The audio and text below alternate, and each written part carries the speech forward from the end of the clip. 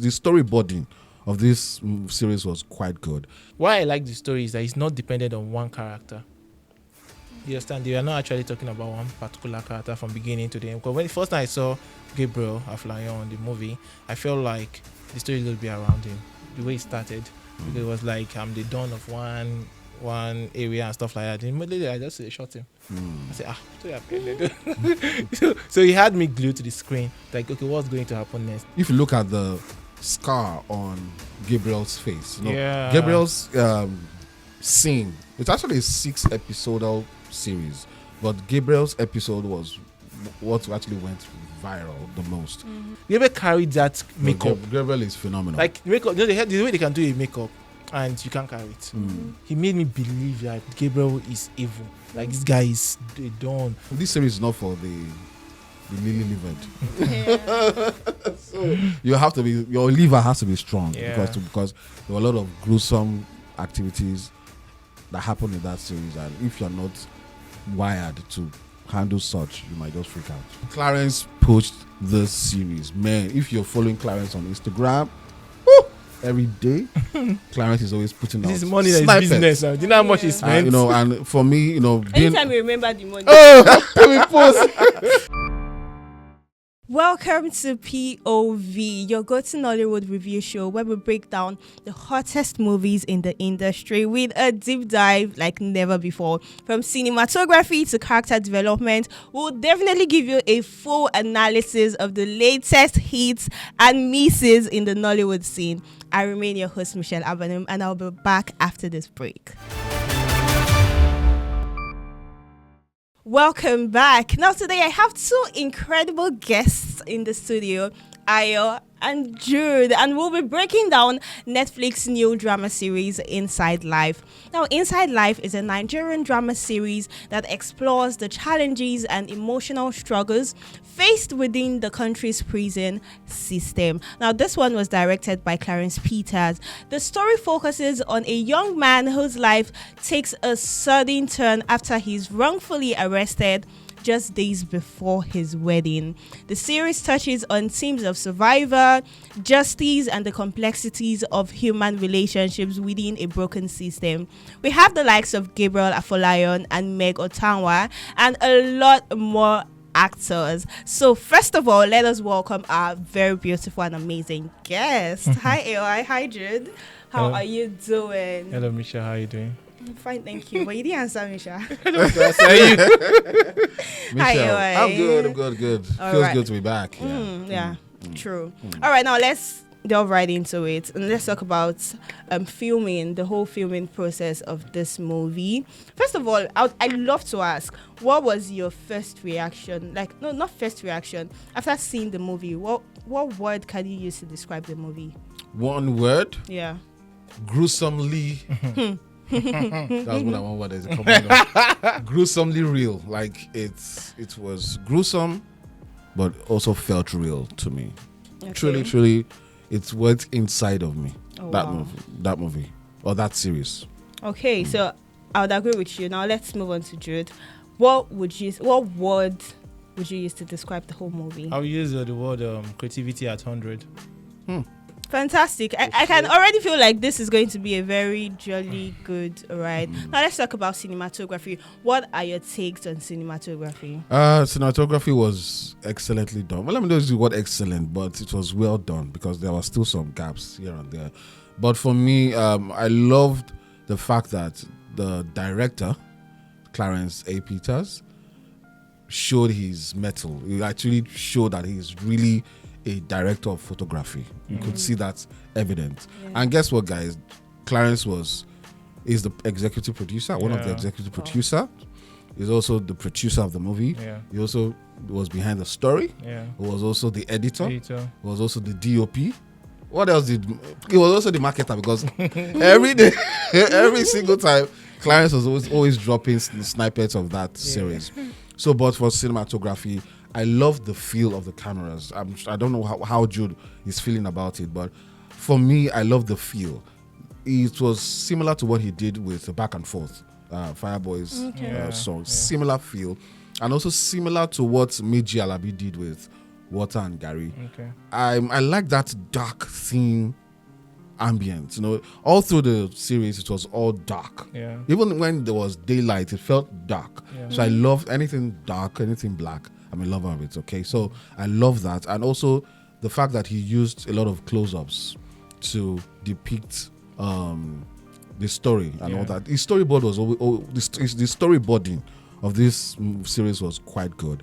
There's something they do when it comes to scripting. We call it description or visual storytelling, whereby actors are not saying much, but the cameras are moving to illustrate the story. And he did quite a lot of that in that series, from episode 1 to the last episode. For me, Clarence was able to show that, yes, aside being just a music video director, he has been able to morph into becoming a world-class cinematographer, and I was not disappointed at all. No, fantastic. Okay, so Jude, I'd love to ask, do you feel like the camera angles, the camera work was able to, depict the intensity of the prison setting, like the whole emotions behind the prison setting? Would you say that? Yeah. So it is like someone is asking me right now that I should talk about my role model. Okay. Before I answer your question, let me just take you guys way back a little bit. So while growing up, I grew up watching Clarence Jobs. Yes, I'm a big fan of Clarence Jobs from his musical video down. So it got to a point whereby we said, okay, he did Soldier with Faz and Simi, and they had a little movie they had to come up with, and before they now did the proper musical video. So we were like, it was amazing to the extent whereby we wished he can do a movie. So after how many years now? Finally. That's 2024. And he has done a movie now. Yeah. So back to your question, the prison scenes. Now, he actually told the story properly with that prison scene, because we actually, some people who have been to the prison can tell that this is how it looks like. Yeah, You that's understand? why you really have like insights. Go on. Are you saying he's an expert? I don't understand. I'm not an ex-convict. So he now tells the story very well. Then again, there's something about lighting. Now, you can have the perfect cameras, but if your lighting is not properly done, it won't bring out the beauty. You understand? You won't tell the story.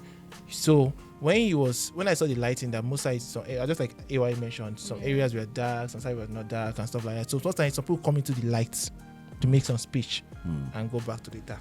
You watch most of those prison scenes, you see that most of them are in the dark. You understand? Now, I enjoyed it very well because it actually, tell more about the story. Exactly. You understand? True. Then again, if you notice, he's like, I saw Clarence as one of the kings of lenses.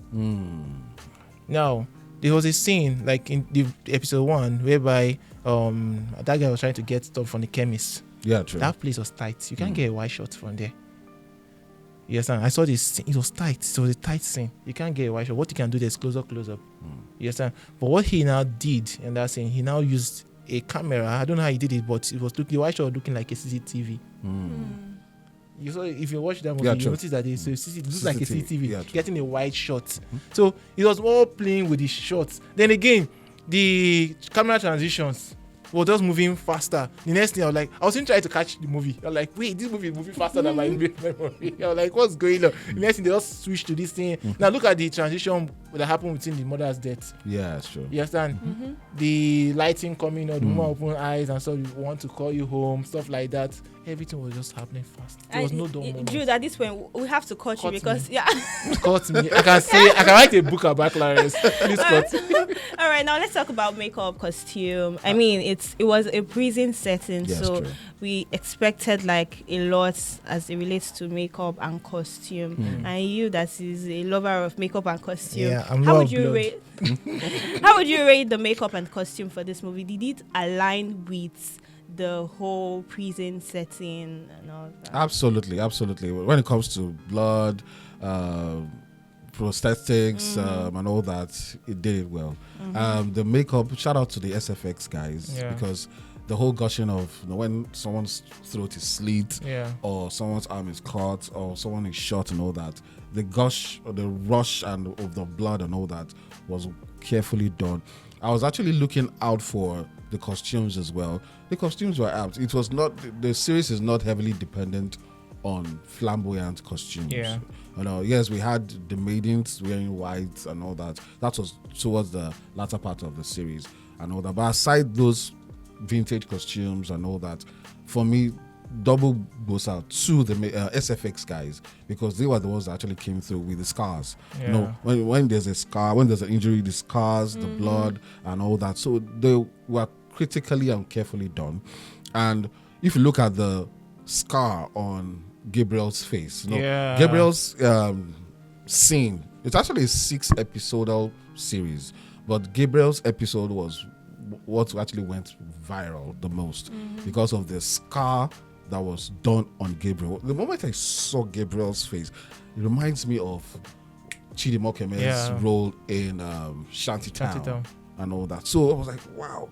And so that for me, that was like the epic. That was the best SFX done in that series. So from episode 1 to episode 6, trust me, thumbs up to those guys, because they really killed it. And I must say that, for Clarence, who is a perfectionist, he took time to get those guys to do a masterpiece. The makeup industry has evolved, so we don't tolerate mediocrity anymore in the industry, and guys are stepping up. All right. Okay, so Jude, would you say the depiction of the Lagos prison, was it realistic? Did it seem immersive? The thing is that they didn't actually show the outward, or just the inward. So I mean, places like, I think the cell. The only thing I don't understand in that prison was the fact that when they take them out, they shoot them. They get shot. Like we had that gunshots. Yeah, true. And so I don't understand, were they actually in real prison, or just a detention, or maybe they are kidnapped facility, or something? yeah. Because actually I can't even see the police uniforms properly. It was not showing properly because it was all dark. So you just don't see that someone just calls somebody out, you come out, they take you out, the next thing they tell you, you go back there, the next thing you are shot. Yes, and so I was trying to understand that scenario. Like, are they just taking them out? But in normal prison settings, we know that you have to go to court. It's the court that have to do their own. Right. I think the series was just showcasing the ills that happened with. Even in the ills, they don't kill people like that. Well, some of us are not privy. You can't take someone out of the. Do you know why? Some of us are not privy to this information. The truth is, things like this do happen, especially to those that do not really have a family to investigate. But it's not by what I will argue with is that, yes, if you want to kill someone in prison, you can't shoot the person, either by maybe poison or they stab the person. But shooting a gunshot will alert so many things, because they say there was a gunshot in so prison. You understand? So I felt that way, that they should have actually adjusted that aspect if truly they were using a prison. Because at the end, maybe later on in the story will now. No, it's not, because if you notice, one of the characters talked about them moving a particular lady from Panti to Kirikiri, and all that. So they actually showed that it was evident that, okay, these guys were moved from this prison to the next prison. So that was established. But the whole aspect of the ills, for me, it was able to showcase the ills and the malpractices that happened in our prison facilities and all that. So for me, I would just say that even though this series is not for the lily-livered, so your liver has to be strong, because there were a lot of gruesome activities that happened in that series, and if you're not wired to handle such, you might just freak out. All right, so AY, let's talk about Clarence Peters, right? I don't want to direct this question because you'll be biased, Abby. He will speak from now till tomorrow. All right, I know you guys have talked about how wonderful the movie was, his whole having to wear many hats and all of those things. Would you say there were times where his directing choices came out negatively, right? Were there negative moments that you felt like, oh, maybe he would have done better? Yeah. Objectively speaking, it can't be 100% perfect. It can't be 100%. So there were some times he dropped the ball, especially with the editing. Okay. The editing aspect. There are sometimes, then also the sound design. I don't know who was responsible for the sound design, but sound is a major problem with our movies. Yeah. I'm yet to see a Nigerian movie that had a good sound design. It's most times, except for Breath of Life. Yeah, I want to mention Breath of Life. Okay. I want to mention Breath aside that, sometimes you don't see the volume go up and down. Sometimes you're with your remote, because You just hear loud, surge of volume and all that, because some of these volumes are not well aligned and all that. But aside the editing, the cinematography for me was a good job. The directing, now we talked about directing now.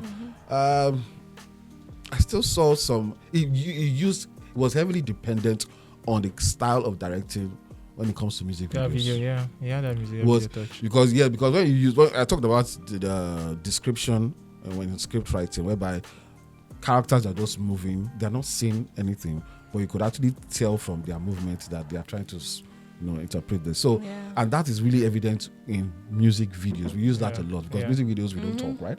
But there's a soundtrack playing and we are seeing people moving and all. So it was heavily dependent on that. Will that in itself be a downer for me? I would say maybe, because movies, we expect people to talk now. We expect let's have a conversation or let's have action and all that, but it was more dependent on visual storytelling. So for me, that's a downer for me. But every other aspect, in terms of the cinematography and also even the production itself, it was able to use a slim or a lean crew to achieve good stuff. So for me, thumbs up. All right, now Jude, back to you. Let's talk about storytelling. How engaging was the plot? How we tell how successful and how interesting the movie is most times is how it keeps us glued to the TV. Would you say it did that for you? Yeah, so the thing is that when we watched the episode 1, the linking of episode 1 to episode 2 was there to an extent. Now, I think he does, when you are, for example, if I get into trouble, and you get to the prison, I meet somebody, the story picks up on that other person. Okay. You understand? That's how it has been. It was actually moving from that way. So it was just link. I think 2 and 3 had this better link. You understand? That the lady's story linked up to the sister. Later he met the sister from here. So I think it's linked up properly from there up. But I feel the story is, why I like the story is that it's not dependent on one character. You understand? They are not actually talking about one particular character from beginning to the end. Because when the first time I saw Gabriel Aflayan on the movie, I felt like the story is going to be around him. The way it started, because it was like I'm the dawn of one area and stuff like that. And immediately I just shot him. I said, story happened. So he had me glued to the screen. Like, okay, what's going to happen next? The next thing, when I say, okay, let me watch episode 2, I was thinking they're still going to talk about this guy, the guy with one foot. Jagon. I thought it's going to be about him all through, because it started with him. Yeah, true. Yes, and the next thing they switched. The lady's story started. The one that had the issue with that dad that was having, molesting them and stuff like that. I now switched to the lady. Yes, and next thing they switched to another person. Exactly. Yes, so it keeps switching. So I enjoy the storytelling. It's something that you would like to keep watching. You understand? So me, I enjoy. Back to what AY said again. Sorry, I pointed out something in the. Though I'm a big fan of Clarence Peters, but sometimes I also can see some things in his shots. Now there was a shaky shot that I saw, which was not necessary.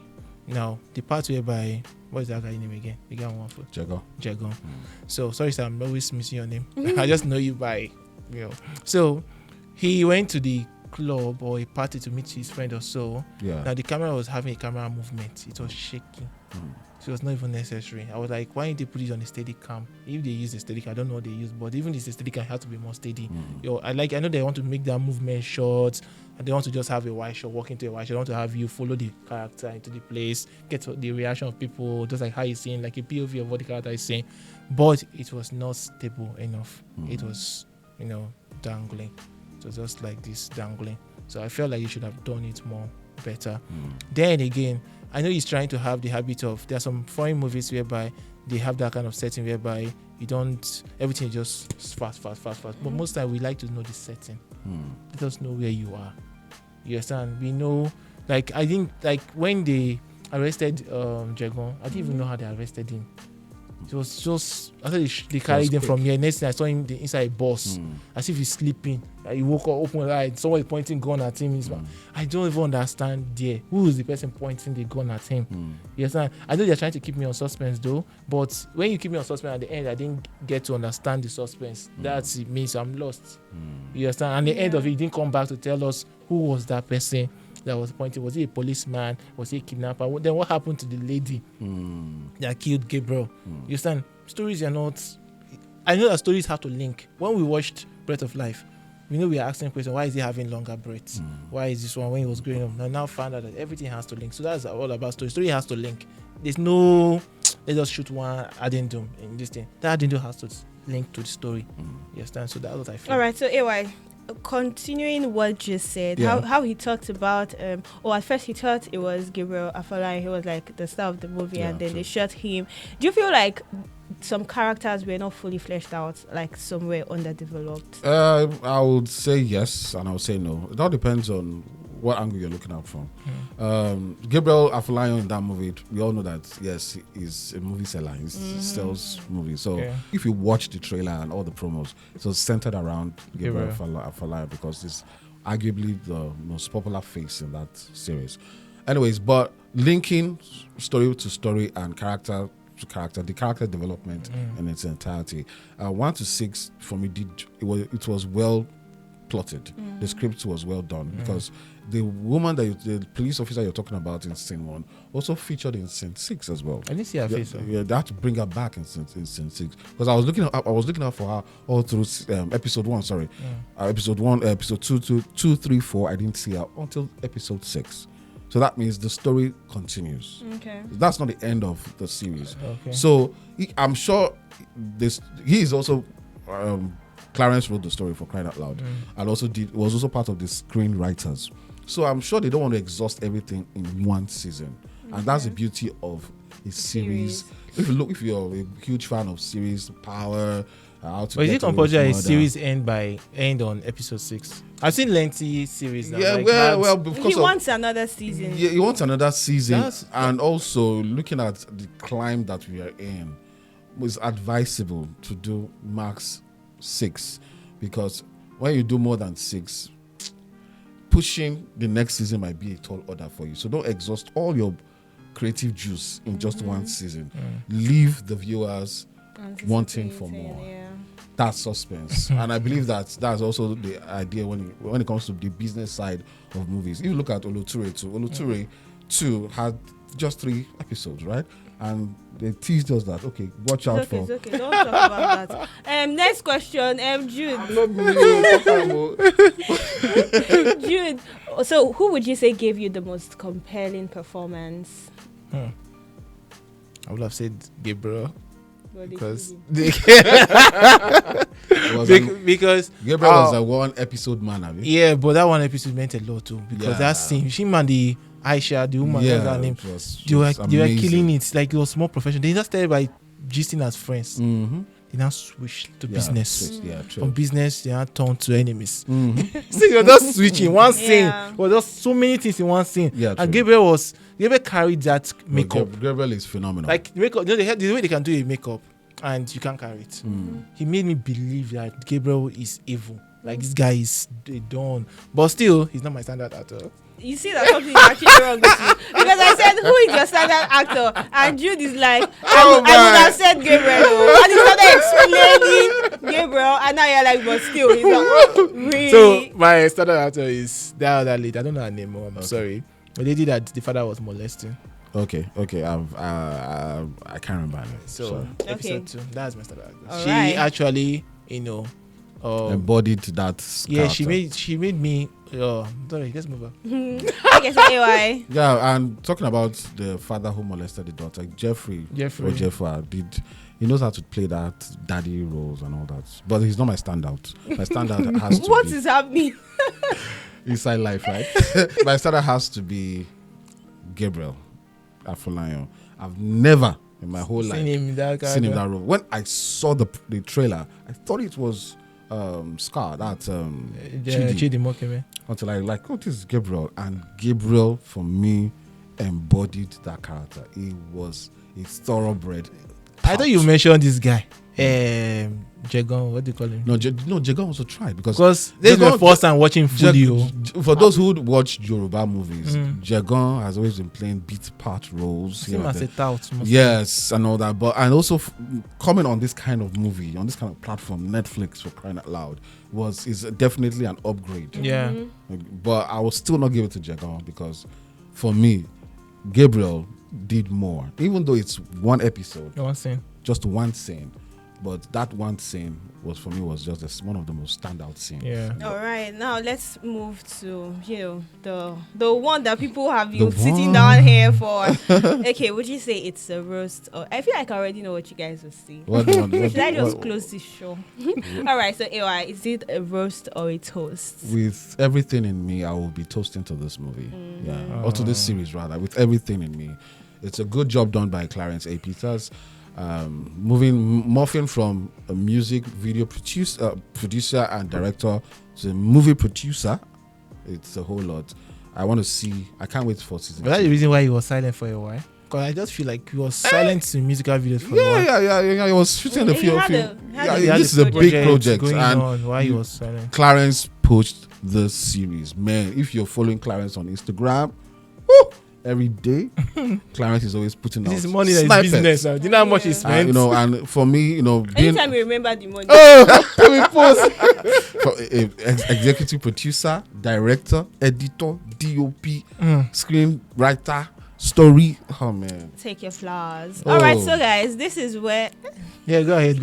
No, go ahead. Go ahead. You already know my answer. You already know. Like, guys, you know my answer. we want you to But say you know it. it. We want you to say How you want me to rate my mentor, my role model? Sorry. Talk Can it. you not roast your Talk role model? it. Talk Rose it. care. Someone want to feel like, you know how much that guy is making. All right. Sir, Lord, Clarence Peters. Let me toast. Guys, take a glass of. Let me toast you. All right, guys, you heard it from our lovely guest. This is definitely a toast, which means you should see this particular movie, and it's currently showing on Netflix. This is where we draw the curtain on the show. I remain your humble host, Michelle Avenue. Bye.